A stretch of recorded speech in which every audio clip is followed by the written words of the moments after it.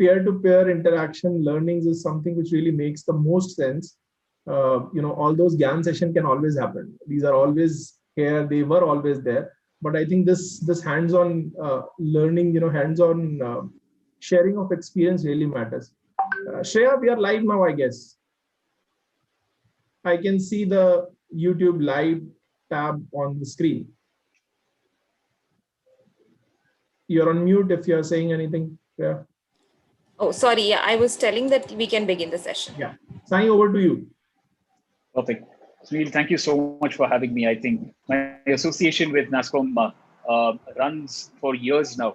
So I'm just glad that I'm back at it and hopefully able to share a story that's both in the trenches and probably makes for an interesting one for the for the folks tuning in now. Hi, everyone. My name is Sai, and I'm sort of your textbook definition of an accidental entrepreneur, right? Like my journey started all the way back in engineering undergrad. And much like most of the cohort who studies engineering, half of it is pretentious passion. The other half of it is we were just forced to do it because our parents thought it's a great idea. So I was no different. It took me 2 years in engineering to realize that the next 2 years are not going to lead up to too much if I'm not going to do something that's contrarian, and hopefully I'm right about it. Right? So there was a bit of an existential crisis on one side, as well as an innate itch in order to just go try build something that the world wants on the other side, right? Like the ability to create value from a dorm is very empowering. Right? Like you're sitting in a hostel or in a classroom and you're able to actually build something that can be potentially used by a lot of people. For a moment, I paused. I said, look, that looks cool. So since then, I've been in the play of building early stage ventures. The first of which was in edtech. Built, scaled 10K students, learned a lot from the same. Then subsequently tried my hand at the AI space, built, failed in that, which is it didn't take off too far. And in between this, had a small stint at business school and then got back to India and started building my third play, which was in the DeepTech/AR/VR space. And this was called Scapic. Fast forward, think of Scapic as a no-code editor that makes augmented and virtual reality experiences ridiculously simple. Right? Our goal was, when we talk about VR, AR, deep tech, and high-sounding pieces of technology as great enablers for the future ahead, it's great. It's like really nice in a puff piece editorial in the Times of India or in TechCrunch, right? But who's doing the hard work of actually making deep tech accessible? Right? Like, how are we in this call going to even leverage on these technologies to do something meaningful? We saw a huge gap between aspiration and ability. People who wanted to do something with deep tech and people who can do something with it there. So we really built Scapic around these fundamentals. How do we take AR, VR, very tough, usually not approachable pieces of technology, and humanize it with a no-code editor that we can provide out to brands, businesses, and enterprises. It took off, and the world of e-commerce was where we found product market fit at. We're showing AR experiences of a washing machine that you're going to buy, a lipstick that you're going to possibly wear, or footwear that can look like the way you're wearing it, suddenly became an easy way for customers to feel more confident about what they're purchasing. So we doubled down on the e-commerce side. And in and around the pandemic is where we noticed that the world of e-commerce in itself was accelerating, right? Like while during the lockdowns, or at least the first ones back last year, people were thinking things are going to come to a screeching halt. The moment the lockdowns were lifted, e-commerce did start to do really well.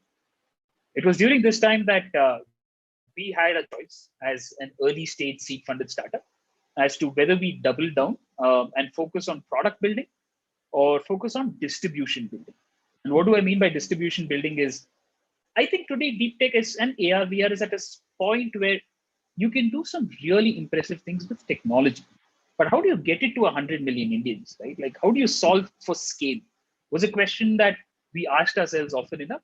And we found an answer in an incredible partner with the Flipkart group. So that's why we were acquired by Flipkart. And the goal was to, how do you make AR boring? And what do I even mean by that is, making AR boring just means when you're opening up an e-commerce app, you're not saying, wow, right? You expect it to work the way it does. But when the e-commerce app does something in AR, you suddenly say, oh my gosh, right? Like, AR is not boring. It seems like a magic trick, right?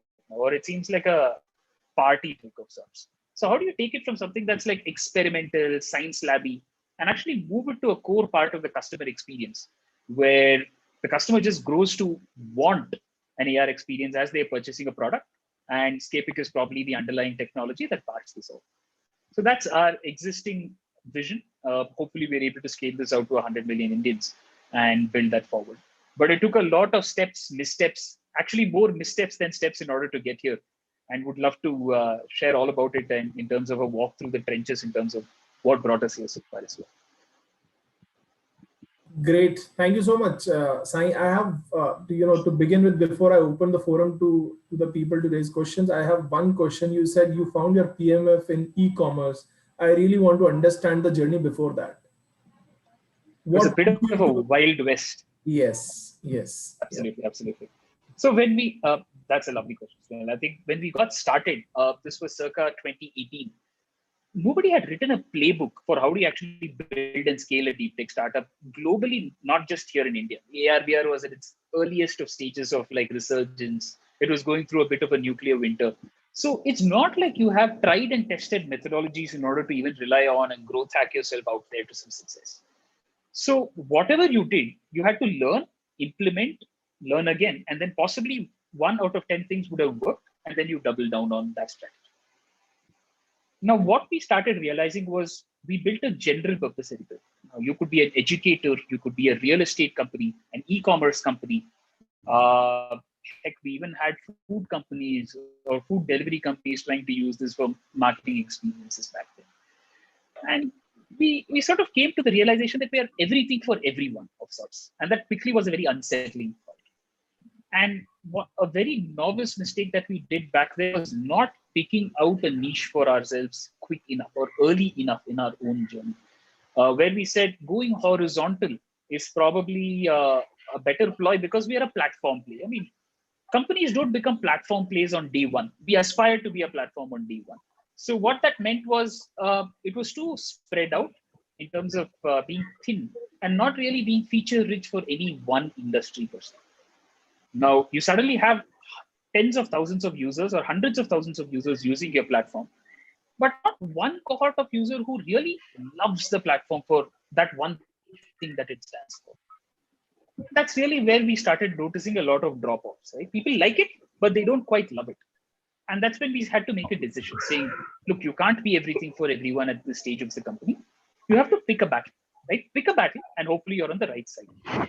And then we started doubling down and actually learning a little bit more from our user interviews on why are you even coming to the product in the first place.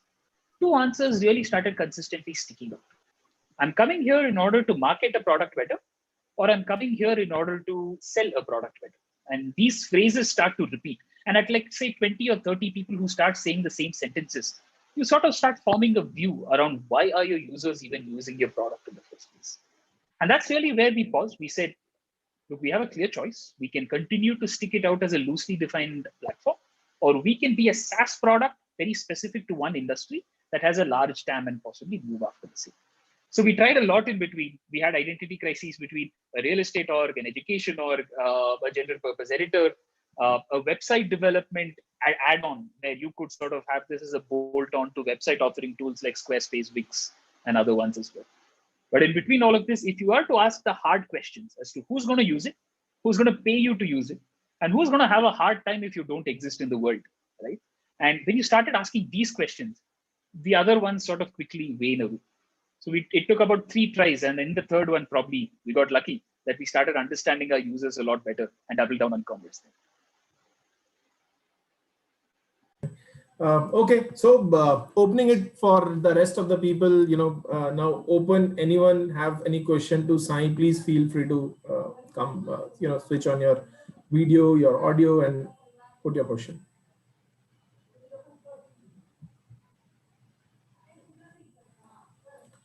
So in the meantime, while people prepare, I have another thing for you. Now, Sai, with the so tell me, 2 things that really didn't work for you in this whole 5 years of game plan, and maybe a couple of things which really have worked for you in these times. In the That's meantime, interesting. I'll request people to prepare questions so that we don't end up wasting time in waiting. Yeah. For sure. And looking at things that we would have avoided as a deep tech company back then, I think three elements largely stand out. The first one is you're not going to be given brownie points because you're deep tech, or you're not going to be given substantial brownie points that you're deep tech. Right? If the investor as an operator is viewing, evaluating, engaging companies, he's doing so at the standpoint of understanding TAM. What is your opportunity while you're chasing at it, and the gestation over a 3, 5, 7-year period when you're able to get it through. So on that, try to build companies on more foundational principles as compared to hoping that the story will carry you raise after raise, because it probably won't. And we sort of found that by surprise ourselves. The second is on the point of how do you go from research to scale with as many mistakes in between as possible, or allowing yourself to be as malleable as possible while you're in that journey, because it's never a straight line.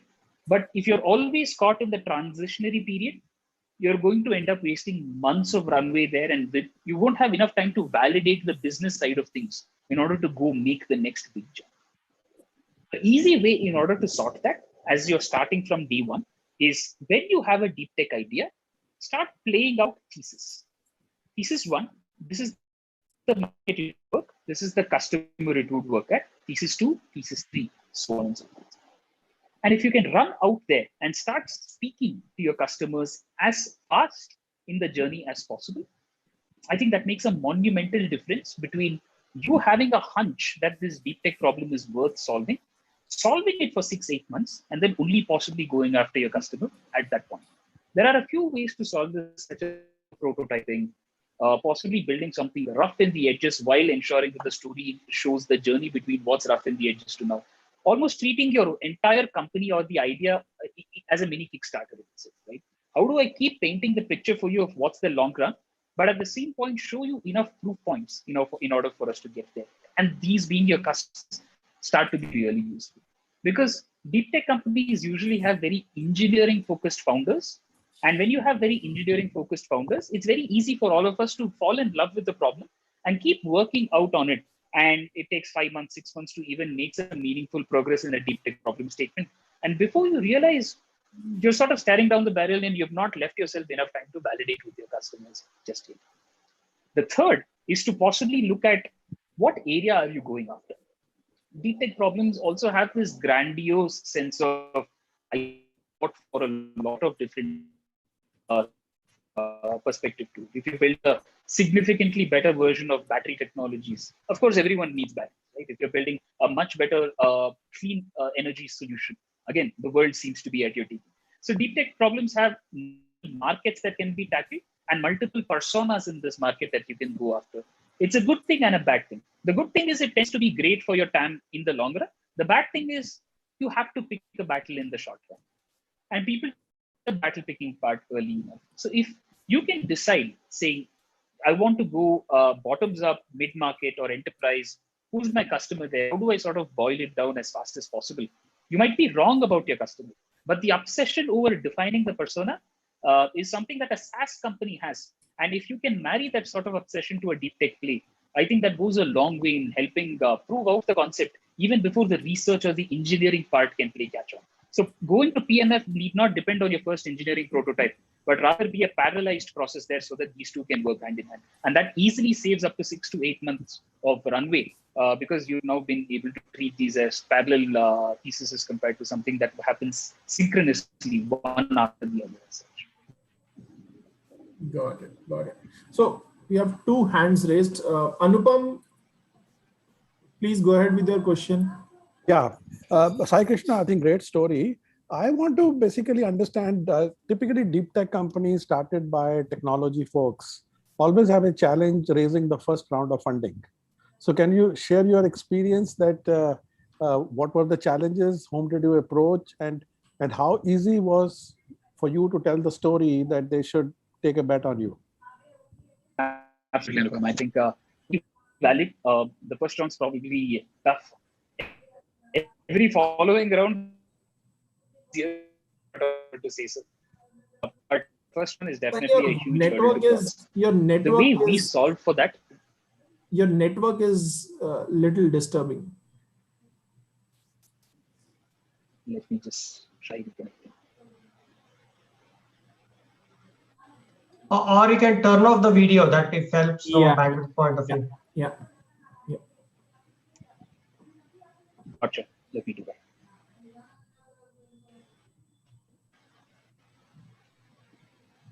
I hope this is There any are better. a couple of questions in the chat you want to take after that, by the way. Yeah. I think it's better now. You can try now, Sai, without video. Perfect. Anupam, jumping right back to the question, the way we solved it was two-pronged. On the first side, we knew that we can't have a full-fledged product built out without funding. So we tried to do something called a hollow prototype. If you have a software play and a hardware play together, and if the software is the leading factor of your startup, what you can do is flesh out as much of it into a roadmap and provide a white paper as well as show a hollow prototype, which is, if I were to be a customer, this is the 90% end experience that I would be able to have at any point of time. It's a very similar way on how the existing bunch of startups in the blockchain space, as well as the NFT space, are raising money, where your white paper lays down the foundational roadmap for the next 24 months, and your hollow prototype lays down the roadmap on execution or more tactical elements over the next 6 months of sorts. Now, this way, you're able to paint both the large picture as well as tell the VC here in this case as to why you would require the capital in order to go after this opportunity from day one. The second part of this that tends to work is, let's forget spray and pray here as a concept, because not very few funds actually have a deep tech thesis, and you're better off doing a thorough job with them as compared to convincing funds which do not have a thesis in this space at all. So one part that could help is if you could earmark the funds that do have a deep tech thesis, not a strong one, but at least a view or a positive view, and then start building not just the ask, but a relationship with them. Do try to dispatch like a weekly update or a monthly update of what your org is up to, the speed at which you're moving at, and the things you've been able to achieve without money. The moment that there is confidence that as a team, you all have figured out enough that the only thing stopping you from scale and success is money, then the capital automatically starts flowing. So one, warm up the frog in terms of sending updates, ensuring that everyone is kept aligned even before we ask. And two is, if you could do white papers and patents on one side, for the strategic, and more hollow prototypes on the tactical. I think these two approaches go a long way in terms of building comfort, which is what a lot of people are scared about the deep tech side, which is the degree of vagueness which the industry operates at is probably not a VC appetite. But these two methods can go a long way in sort of bridging that gap. I think, Sai, the methods you have said very well articulated, but if you can share your own experience, like which VC you went to, because in India, the kind of VC you have painted, there are very few of them. So did you get money from US or India? Because US, obviously, deep tech money is much easily accessible, but for Indian startups, that itself is a challenge. So if you can relate to this roadmap with your own journey, I think that will be useful to the audience. Sure thing. So with us in India, we sort of lucked out. We went after an early stage VC by the name Speciale Invest, who have a deep tech thesis. In fact, they're a fund architected only around deep tech startups. They're on their second fund right now and deploy capital only into deep tech startups from what I know. So that made for a good fit. Now, those types of funds in India are few and far, as you rightly said. If there is a possibility for you to start your process of incorporation and fundraise from USA from day one and be a native to that ecosystem, I would strongly urge an attempt that you try that. Because of one, the faith in deep tech startups, the patience of capital, as well as the size of the checks are going to be significantly bigger and better there. This could either be a Singapore incorporation or a USA incorporation that works well. For us, we were an India incorporated company, raised our seed from Specialty Invest because of the conviction around DeepTech that was already there with the fund. So we didn't have to do the sell from a DeepTech standpoint. Great. Thank you, Sai. So Prabhav, you can go ahead. Yeah. Hi, Sai. I used your first PMF, which was launched in 2017, and I really liked it. So, like now I'm seeing like you're building a community and an audience on your Instagram and Twitter. So, like if you have not pivoted or if you're not acquired by Flipkart and you were still on that, that first version of your Scapic, so would have been successful with your audience and community, like the B2C model, that the web version you had? Thanks, Prabhav. I think that's a really interesting question. It requires some introspection as well. But from where we see it, we still believe in it. What I mean by that is the original problem, just for the cohort here, was that we wanted to build a Webflow or a Canva equivalent for companies to use AR/VR products. Dead simple, drag and drop, generate your experience and put the experience out there. Now, when is a product like this truly useful? Is when, much like your smartphone, every one of us is wearing a smart glass or a wearable device as such. We aren't there in that world yet, but I'm bullish more than ever that it's not too far. Would it be successful? We didn't allow it enough time, patience, or capital in order for us to truly find out. Is that a pain point that remains in the market even now? I believe so. Which is, if you go out there and try to actually build something in VR and AR just yet, and you want to post it on your own webpage, it's going to still be a fairly difficult affair. So I still think there is a great play for startups to tackle there. What I would recommend doing different is building distribution first before building a startup like that. And that's one thing that we were objectively bad at as a team, because we were all engineers and product guys. We didn't quite understand B2C distribution that well. So if there are other startups or even entrepreneurs who possibly understand distribution first and how to build product-led growth products, which are more bottoms up in terms of utilization, like a Slack or a few other products which have been successful in that type of a domain, I definitely think that there is a large TAM and a good opportunity to go after. Okay, thanks. Okay. So going with Satyendra's question. So hi Sai, in the world of AR tech, the core is 3D models, which is a manual or a semi-manual process at scale. How do you see this as a solution? That's a very thought out question, Satyendra. I think the world of 3D per se usually has a huge limitation. As of today, as you rightly said, to make any experience VR or AR enabled, you are going to have to create 3D assets to get there. So it's reimagining the world not as pixels, but as polygons.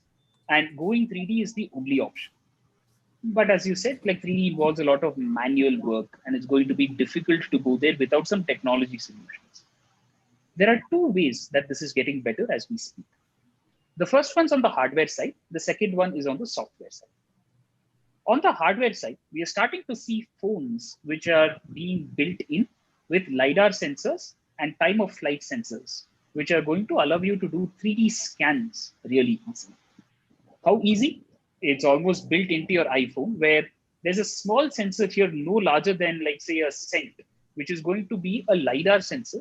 And as you go around a 3D model or a house or a car, you're able to actually capture the entire information as not 2D photos or videos, but 3D space that you're able to take in, clean it up a little, and actually have it ready for an AR or a VR use case.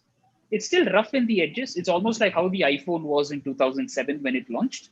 But think of a world where in the next 2 to 3 iterations, this is going to become incredibly crisp. Or like the way your smartphone cameras have evolved over the last 10 years, this could become the next way that you capture not just photography, but actually your physical space, and thereby throw it out there into the cloud. The second approach here is something that is called computational holography. What do I mean by that? is it's using AI and machine learning in order to take your existing pictures and trying to convert them into high fidelity 3D models. Let's take an example of, say, an airport, right? And if I were to take a picture of this from the left, the right, straight on, right behind, the bottom and the top, and I have 6 pictures, can machine learning now help me reconstruct a 3D model from the pictures that I have taken as we speak? The answer is yes, with a maybe, right? Today, you are able to faithfully reconstruct 3D models from pictures through a technique called photogrammetry, the quality of which can become a lot better. So I think we are in lap 1 of a long race in making everything 3D compatible for the whole metaverse concept we're going after. On one side, you're going to find incredibly good 3D sensors starting to be built into your smartphones. The iPhones are already leading the charge here with the Face ID sensor in the front and the LiDAR in the back. The second is photogrammetry pipelines and machine learning will start to get incredibly good because of the additional hardware and data that they have to exploit, that you can snap 3 to 16 pictures of anything in front of you and convert that to 3D instantaneously. And with that, we'll start a whole new wave of content creators, startups, platforms, social media, where just like the way you have images, MP3, MP4, videos, you are now going to have spatial files or 3D files that can be easily interchanged between each other. You can either wear it and watch it in your smart glasses or on your smartphones or use it for any other use cases as such. The day is not too far off. The foundations are already in place. Iterating and making that better is probably what is remaining as we speak. Great. So the next question is from Pranubesh, which is, when you realized that you had a PMF, what really made you accept Flipkart's offer and not go for raising money and making a platform which could be for many Flipkarts? For sure, valid. One is we were getting close to product market fit. I wouldn't say that we hit it per se, right? Like not by a long shot. Product market fit is sort of this fabled pot of gold at the end of the rainbow. You're never there. You're always chasing it, right? Even the largest companies out there are still chasing it. They're closer than most of the others out there, but it's a continuous chase, the way I look at it. Now, were we getting closer than we ever were? Yes. Does that mean that we hit product market fit per se? Not quite. But the reason that we truly chose in order to take the direction we did was distribution, which was we could build the best technology stack for the country or globally over the next 3, 5, 7 years. But the true problem will never be solved if only 50,000, 80,000, 90,000 users are going to use it at any point. Now, were we the company to figure out e-commerce distribution as such? We probably back our engineering abilities and product abilities more than our marketing and distribution abilities, the way we see it. So the decision making for us was, if I want my work to be impacting 50, 100 million people at any point, what is the fastest way? Is the fastest way by competing, by collaborating, or by building under, right? And I think that's where the acquisitive nature of the transaction made a lot of sense for us. Because we have what we believe is a fairly robust technology stack, and with the ability to have Flipkart's distribution vehicle on top of it. Now, what would have otherwise taken us multiple years can actually be done in a few weeks in terms of integrating these features, making the Flipkart app have it, then enabling that for like tier 2, tier 3 parts of Bharat where people who have never even experienced AR will experience it for the first time.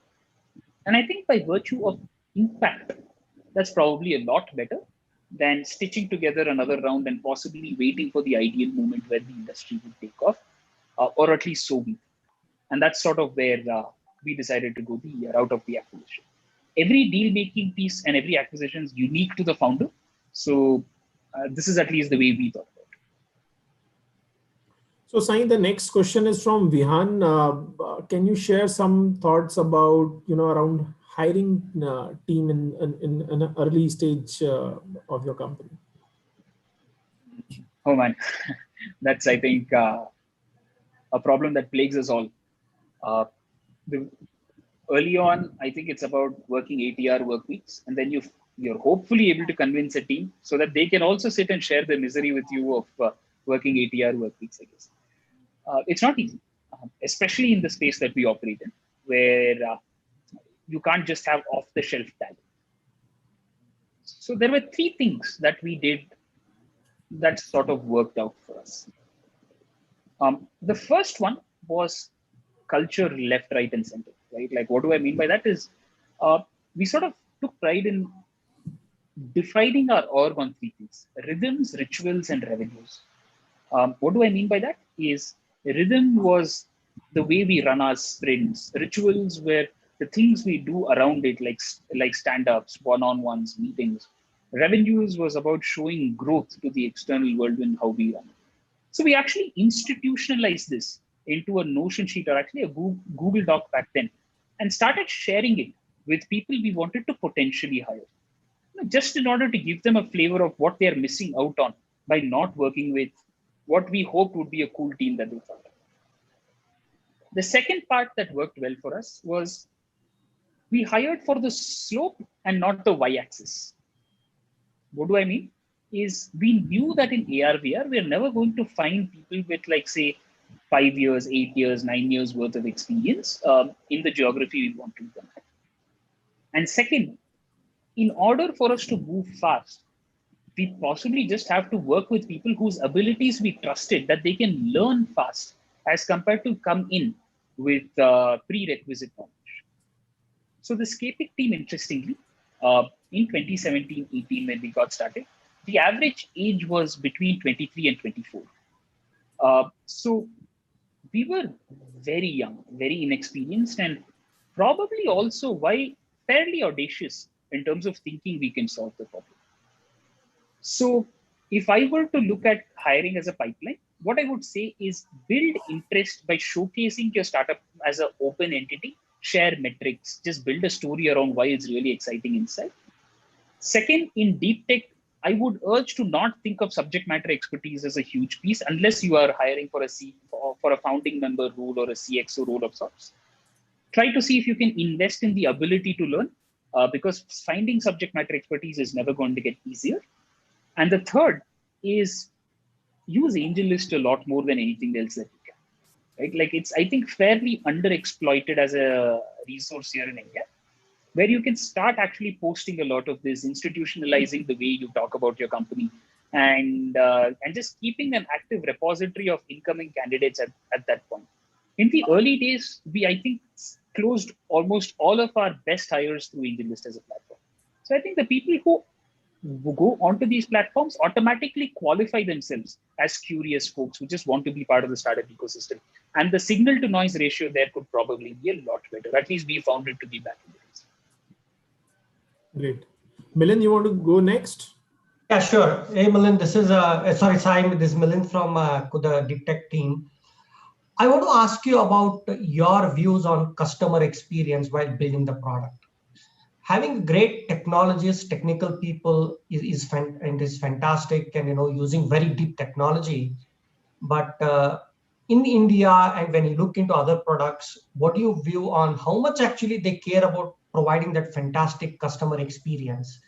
Did you guys even think about it, or did you put it as a top priority when you're building the product? If so, what did you do?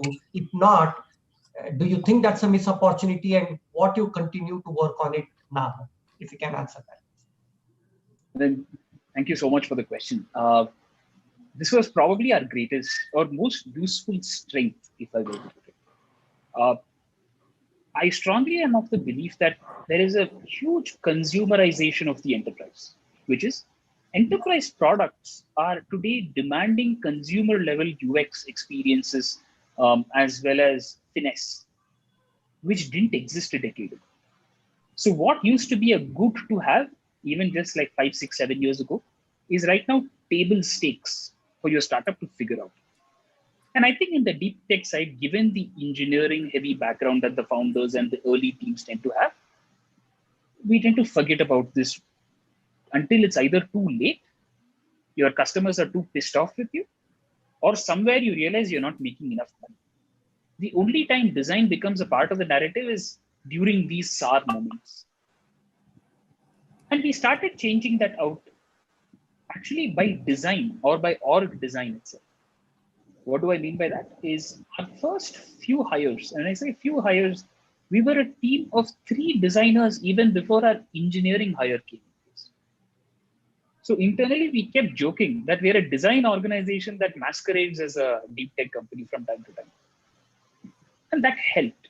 And that helped because these technologies outside this small group that we all are very inapproachable or very intimidating for 99% of the world. One thing that really helped us then was our sense of design, our emphasis on it, and our willingness to treat it as a design-led company that was operating in the deep tech space. And this truly paid dividends, if I were to say so.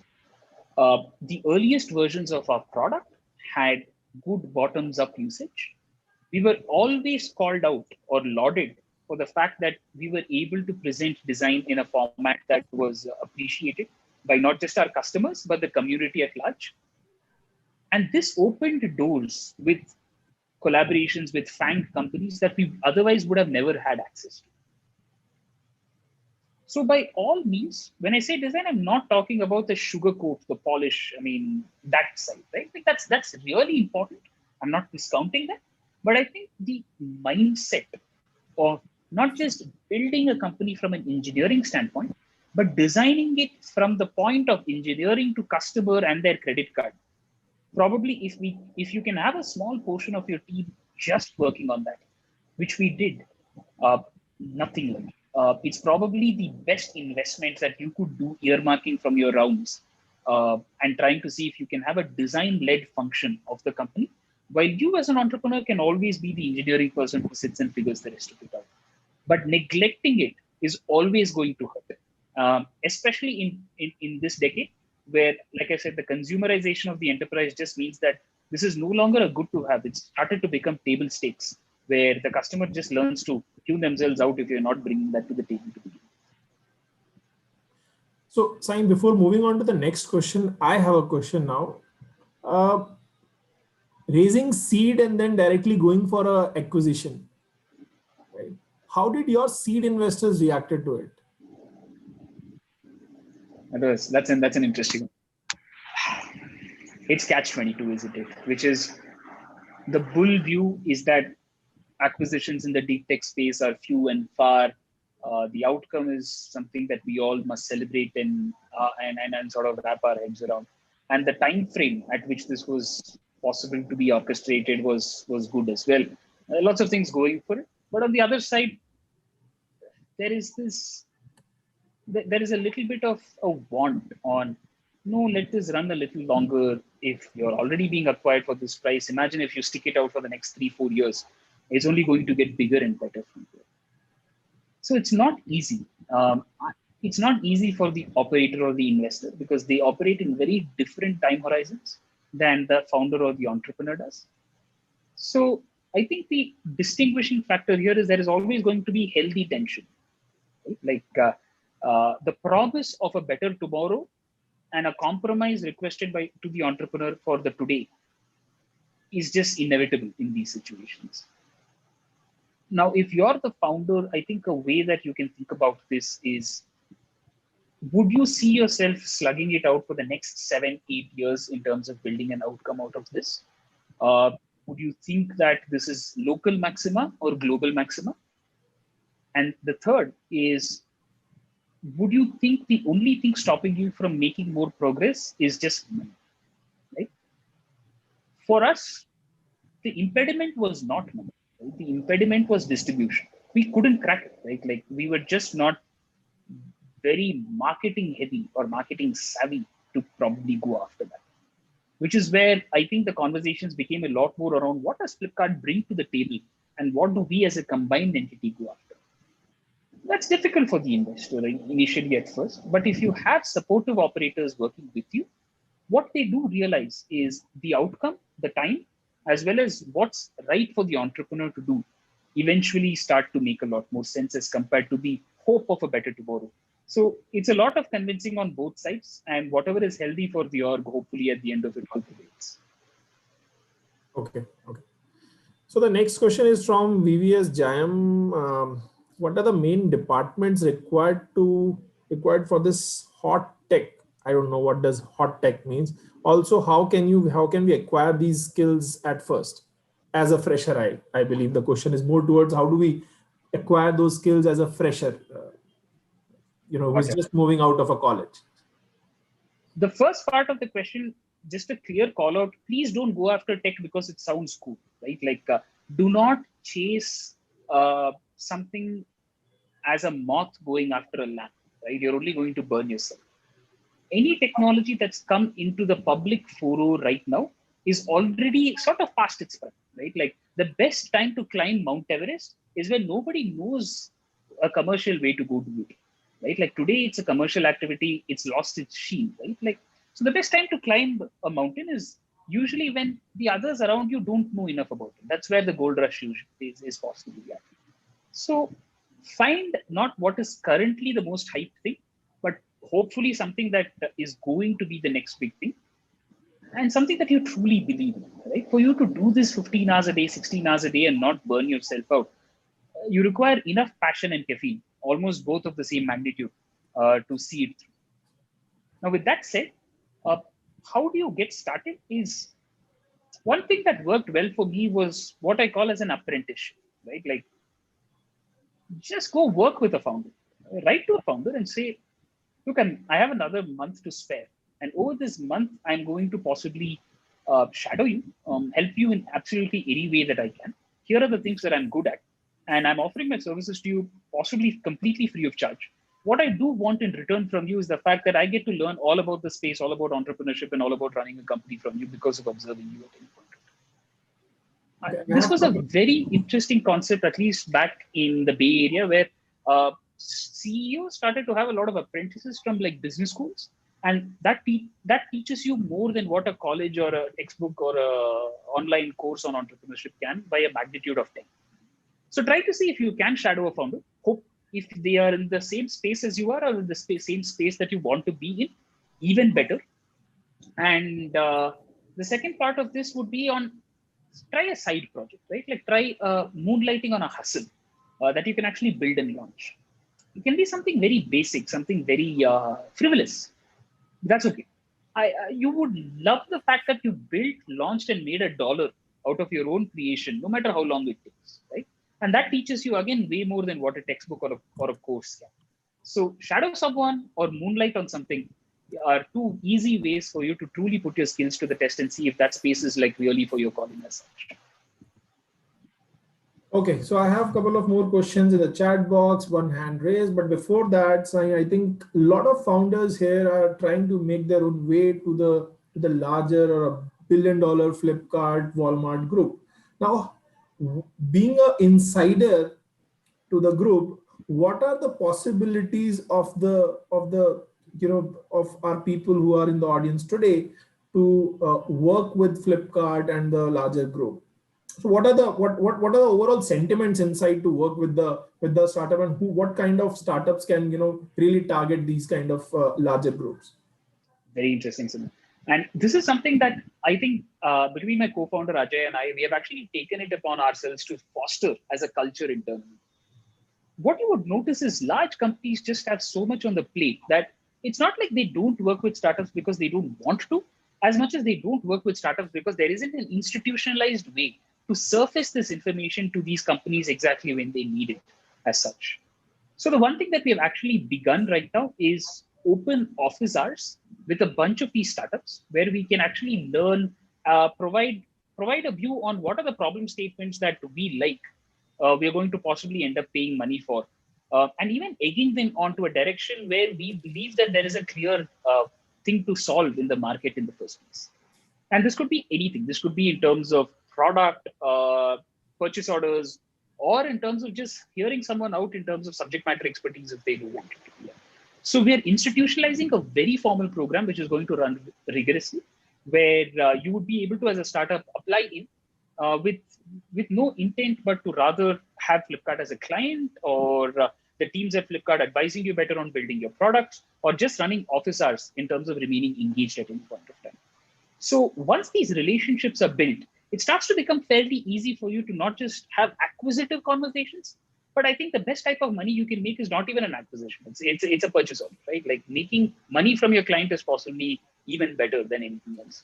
And I think at this point started to institutionalize a program around this. So I would be happy if anyone can write in. And I do believe that the org on the Flipkart and the Walmart side are more keen than ever to possibly engage with deep tech startups specifically to see if there are areas either on the blockchain or on supply and management, robotics, AR, VR as well, that could possibly have a good solution that can be tended out to them.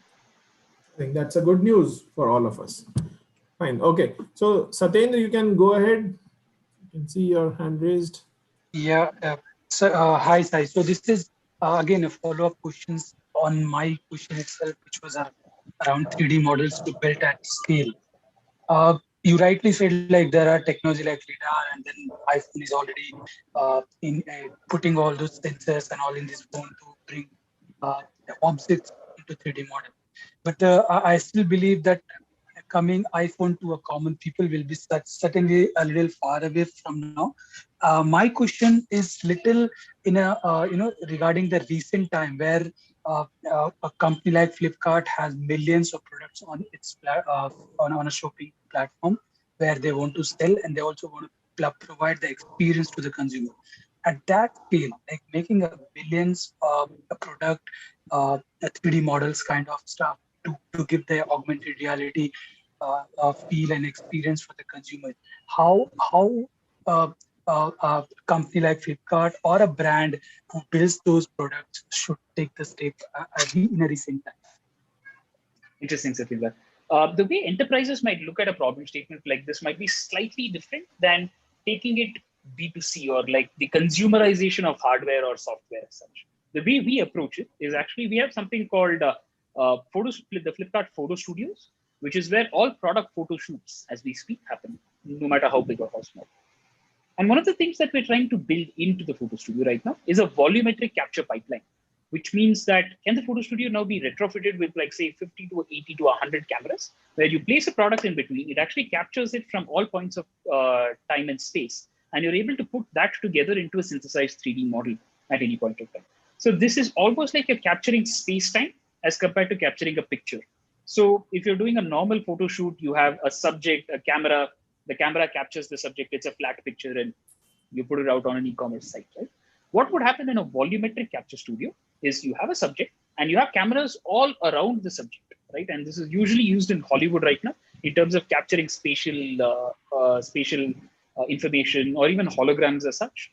And now imagine the same kind of technology to be sort of scaled in very specifically for a product photo shoot side of the things, which means that over a finite time horizon, every product that comes in for a physical photo shoot can now also be converted into a volumetric scan without any additional work per se. Now that's possible to solve only at a Flipkart scale, purely because of the costs as well as the R&D that goes behind it. But once solved for, I think the technology can then be democratized to a bunch of other sellers or like other startups in order for them to leverage on as a volumetric capture studio itself to possibly build on top of. Great. So from Ajin John, I have another question. Is real-time AR tech possible in service industry and automotive industry? When to know our current product needs updation that we have to really upgrade, and what should be our focus, changing the UX or UI or focus on good service to the end users? I think the world of automobiles has always been at a little one of the slightly early adopters to consumer-facing technologies as such, either as differentiation or as a way in order to showcase that they're technology first in thinking. And with the onset of newer ways of going, of like having electric cars and all of that, I think it's only going to become more evident that the car inevitably becomes a piece of technology in itself, which is either marketed through more novel technology methods, serviced through different ways of utilizing deep tech, or the car in itself is employing a lot more such as LiDAR sensors to do autonomous driving, and so on and so forth. Now, across the stack, let me very specifically focus on repair, service, maintenance, customer success, and this part of the chain in terms of an ongoing relationship between a customer and the automobile manufacturer. I think there are some really interesting ways that AR is already being leveraged as we speak. Quick example, one of the largest utilizers of Scapic's stack or Scapic's technology was Airbus. And in Airbus, what the company was doing was providing all of their field engineers either with a tablet or an iPad or a HoloLens where they could move around an aircraft and actually look, annotate, doodle, and create a digital layer on top of the aircraft that can be accessed by anybody else at any other point of time. So think of it as I open the fuselage and what would be a very complex looking bunch of wires could now be automatically annotated, labeled, marked, not just by you, but probably by an inspector who's probably sitting here in Whitefield, while the aircraft itself is sitting in the hangar in Toulouse in France. Now, I think of a lot of those use cases will start trickling down from the aviation industry to the automobile industry, where you can have things like remote guidance, assistance. Your car breaks down at the highway. You're able to fire up the hood and you're able to point your smartphone to it. Someone else then doodles what you need to do as exact steps, and you can just follow that through and actually get your car back up and running. The way you do service manuals are already changing. Hyundai and Kia in Korea are already shipping service manuals, not as a booklet these days, but as an app where any problem that is specific, you actually point your phone to that part of the car and it shows you a limited set of repairs that can be done via augmented reality. And it then starts overlaying those steps and instructions for you right there. So there are some fairly unique ways of doing the post-sale repair, maintenance, and customer success piece that is already starting to stem through. And I think that's only going to double down in the world of AR as we go ahead. So I think the world is already ready for it. Now, again, I don't think it's a technology problem any longer, but how do you package that and make it a useful enough proposition for both the automobile manufacturer and the customer who feels it's not too much of a pain to use this? I think that's where the next huge unlock of value is going to lie. Thanks, Sai. You talked about the automotive industry. I think the next question, Pranubesh has brought in some interesting data points also, but I'll straight move on to his specific ask, which is you talked about the automotive industry, but what about the mobile phone industry? You know, the Indian customers are not ready to pay in addition for an additional feature of AR or VR, you know, AR specifically within the set. So how long do you think the AR will be prevalent in the Indian markets from now? That's an interesting one. I think we have typically been slightly late adopters to technology. What do I mean by that is you have the first wave. I think not the best time to use the wave as a concept, but besides that, we've always relied on the West to set the benchmark or set the momentum, and we've then adopted technology right after. And that's not going to be any different this time. And let's think of it not as a customer for a second, but as these big telephone or like mobile phone manufacturing companies, and look at their vested interest in making it happen. They need to find a new reason for you to buy a smartphone once a year, or like once a couple of years, or once in 3 years, worst case scenario. Now, each time this happens or a hardware refresh cycle comes in, we need to find newer features to tout to the customer and possibly convince them that this is the next big thing that they need to buy for. Which is why 5G is already being advertised in India as heavily as it is right now, even though there is no 5G penetration in terms of telecom infrastructure just yet, right? So by virtue of companies having to show top-line shareholder value increment, they are not left with a choice but to thrust features down the consumer's throat. And right now, these features largely seem to be gravitating around the field of better displays, better cameras, bigger screens. I think we have already hit saturation there. And what you would do now is you would mimic an Apple purely because that's where the benchmark starts at. And second, you need to then find ways in order to showcase that as parity to your customers. Almost like how adding a fingerprint sensor to the phone back in the day was an Apple first, iPhone only affair. And everyone had to fall in line, right? And today we don't think about it because every smartphone comes bundled in or baked in with a fingerprint scanner. The same thing again with face scanning. where while the sophistication of Apple's technology was not replicated, the end result of actually having your front camera scan for your face and unlock your phone was implemented. Or even take the AirPods. The whole industry moved towards wireless earbuds, even on the Android side, because of the benchmark that was set back there. And I see it no different this time around. Every major technology cycle involves a mimicking function by the large mobile phone companies with one or two leaders paving the way for what is the next tech push. Now that tech push has increasingly started to be around the camera, and everything around the camera has started to be around 3D and computational photography. So now what we have seen is the most expensive phones starting to come with these features, and a downward trickle, hopefully over the next 18 to 24 months, where every phone will possibly start to be built in with this. And I think there is a certain inevitability to it, not just for the consumer because the companies are sort of thrusting it down our throat, but also for the companies to use that as a reason to ensure that the hardware refresh cycle is in place and thereby make the next $1 billion. So for this entire machinery to run as well oiled as it seems, I think we are all playing the feature war. And what seems to be the next feature war is in the LiDAR, the 3D sensor side of things. So the last question, Sai, is a follow-up to this, which you may opt not to answer, being a Flipkart internal now. From Flipkart perspective, what percentage of its user would be using the AR tech in mobile in next 1 year? You have any stats, any information that you can share with the audience? Right. So while looking at it, it's a little premature to call out e-commerce as a market just yet, given how new it is. But I think some surprising stats are already being shared by companies like Snapchat. Right? Publicly, it was known that over 75% of Snapchat's India base is already using augmented reality features on a daily basis.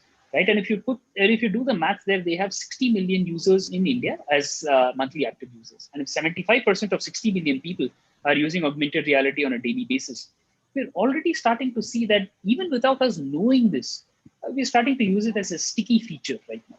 So either it be Flipkart or Snapchat, what you're aspiring to think of is stickiness of AR as a consumer technology feature, I think we're getting there, right? Like we're getting there and we're dangerously close to it already, right? So again, it doesn't seem to be a technology problem any longer to solve because the tech seems fairly baked and good to go. Now, how do you package that into consumer-friendly use cases, like what a Snapchat does, or what a TikTok would have done back in the day, right? Like with those augmented reality effects, is where I think a lot of finesse and product thinking can come into. Do people use it as we speak today?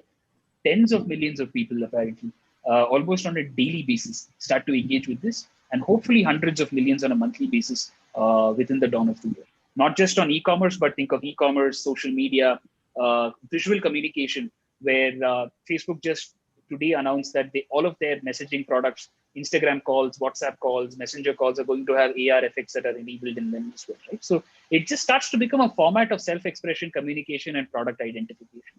So when AR becomes boring, I think we no longer need to question as to why we are using it as compared to why not. Great. Thank you so much, Sai Krishnan, for spending your time. I think the whole conversation was the whole perspective that you brought in is absolutely phenomenal, and especially for people who have just started their entrepreneurial journey. And I think this is absolutely a melody to me. At least I really love the whole discussion. And you have been speaking for a long time continuously. I can see that you need to take a coffee break now. Thank you so much, Sai, for joining us today. And any last comment you want to make to the audience, that will be really appreciated. And rest, we are all good now. Thanks for having me again, Sunil. I think what I would probably tail with is my association with NASSCOM since the early times. I think we initially started off applying as a member, and it was interesting when the DeepTech cohort started to make its rounds as something that we were seeing back then. And it sort of caught us by surprise because we don't usually see calls for applications for DeepTech companies specifically to come in at. And my co-founder and I gave each other blank stares and said, look what gives. I think there is finally somebody is starting to take DeepTech seriously here. So I definitely think we should be part of this. Yeah. And since then, I think it's been a really beneficial experience for us, right? Like just in order to exist with other entrepreneurs who have a sense of faith, belief, and unsubstitute passion that they would want to build something in the deep tech space makes a huge difference in just continuing with the fuel that you need in the tank, as well as the expertise that people around you can help you avoid make mistakes. I truly think entrepreneurship is just about avoiding making the same mistakes again and again. And if you can have a cohort of people who can just share their learnings between each other time and time again, it helps. So what I was truly surprised by was the proximity of nodes, every founder sort of working closely with each other.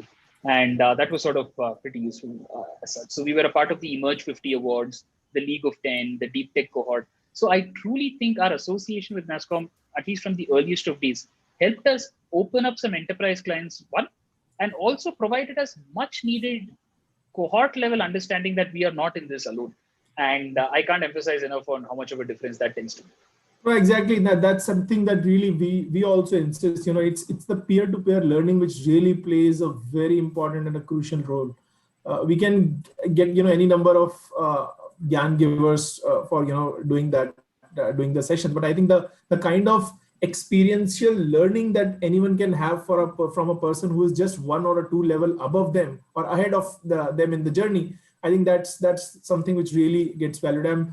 And hats off to the people like Anupam, Milind, and there are a bunch of people who are, who have spent so much of hours in past years to build this whole community and bringing DeepTechClub to this level. Thank you so much, Anupam, Milind, again, and Sai, thank you so much for joining us today. Thank you. Thank you so much for having me. Thank you. It's a wonderful talk. Thank you, Sai. Thank you so much. Thank you, everyone. Bye.